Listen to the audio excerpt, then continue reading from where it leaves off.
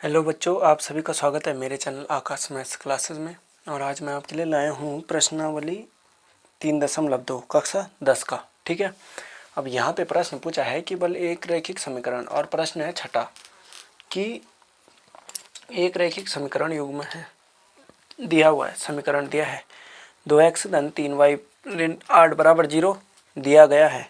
अब दो चरों में एक ऐसी रैखिक समीकरण लिखिए ताकि प्राप्त का युग्म का ज्यामितीय निरूपण जैसा कि प्रतिच्छेद करती रेखाएं हों, समांतर रेखाएं हों और संपाती रेखाएं हों। ठीक है, तो चलिए इसको हल करते हैं। आसान है। ठीक है, हल करने के लिए हमें पहले क्या करना पड़ेगा, हमारे पास यहाँ पे हमारे पास पहला बिंदु है क्या कि अभिष्ट रेखा समीकरण हम पहले मानते हैं हमारे पास दिया है, रैखिक समीकरण है।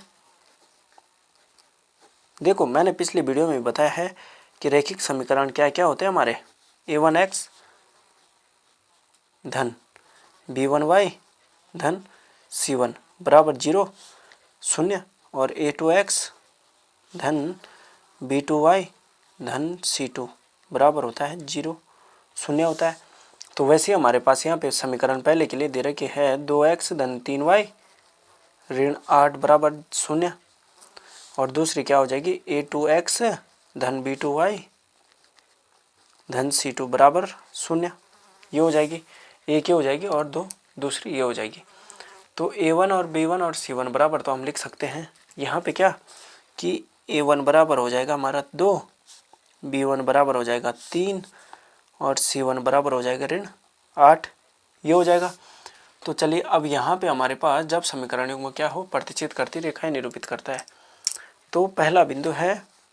अब उसके बाद हमारे पास है पहला दिया है प्रतिच्छेद करती रेखाएं। ठीक है, तो यहाँ पे हम क्या लिखेंगे, प्रतिच्छेद करती रेखाएं।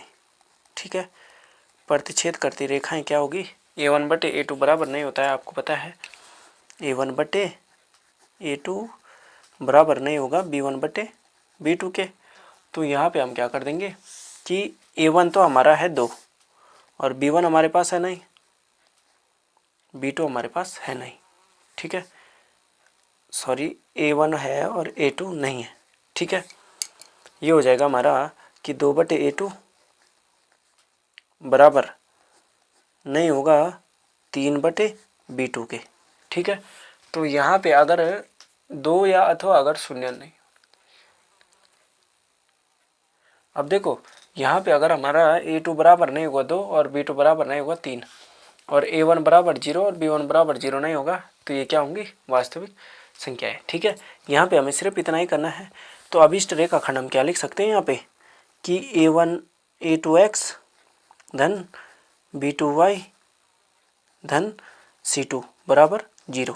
ठीक है, तो यहाँ पे हम क्या कर देंगे कि a2 बराबर नहीं होगा 2, b2 बराबर नहीं होगा, ठीक है, 3, है ना। तो वैसे ही a1 बराबर नहीं होगा 0 और b1 बराबर भी नहीं होगा 0, a1 बराबर भी नहीं होगा 0 और b1 बराबर भी नहीं होगा 0। ठीक है, ये हो जाएगा हमारा इसके लिए, है ना। तो ये हो जाएगा हमारा। तो चलिए अब आगे बढ़ते हैं और अब अगला भाग है हमारे पास दूसरा। ठीक है, चलिए हमारे पास दूसरा भाग है क्या कि जब समीकरण युग्म समांतर रेखाएं, युग्म क्या हो, युग्म समांतर रेखाएं हो। ठीक है, रेखाएं हो तो तब क्या हो जाएगा, अब समांतर होने के लिए क्या होगा हमारे पास, आपको पता है a1 बटे a2 बराबर होगा b1 बटे b2 बराबर नहीं होगा c1 बटे c2 के। तो यहाँ पे हमारे पास समीकरण थी, ठीक है, 2x धन 3y ऋण 8 बराबर 0।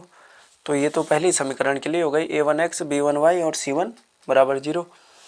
तो a1 बराबर तो हो जाएगा 2 बटे a2 बराबर b1 बराबर हो जाएगा 3 बटे b2 बराबर ऋण 8 बटे c2 नहीं होगा। ठीक है, नहीं होगा, बराबर नहीं होगा क्या, ऋण 8 बटे c2 के।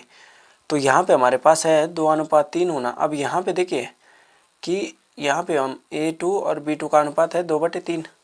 ठीक है, अब यहाँ पे A2 बराबर अगर हम 2 के रखते हैं, यहाँ पे क्या कर देंगे कि A2 और B2 का अनुपात बराबर होगा 2/3, ठीक है, 2:3। तो फिर यहाँ पे हम क्या कर देंगे कि A2 बराबर अगर हम 2 के रखते हैं और K एक क्या है, नियतांक है, ठीक है, स्थिरांक है, और B2 बराबर 3 के, ठीक है।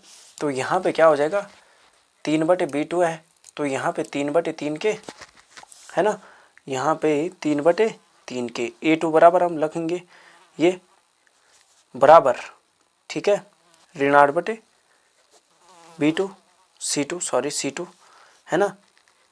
और फिर उसके बाद C2 बराबर क्या हो जाएगा, C2 बराबर नहीं होगा क्या, ऋण 8 के, नहीं होगा ना, ये पॉसिबल संभव नहीं है, सॉरी ये संभव नहीं है।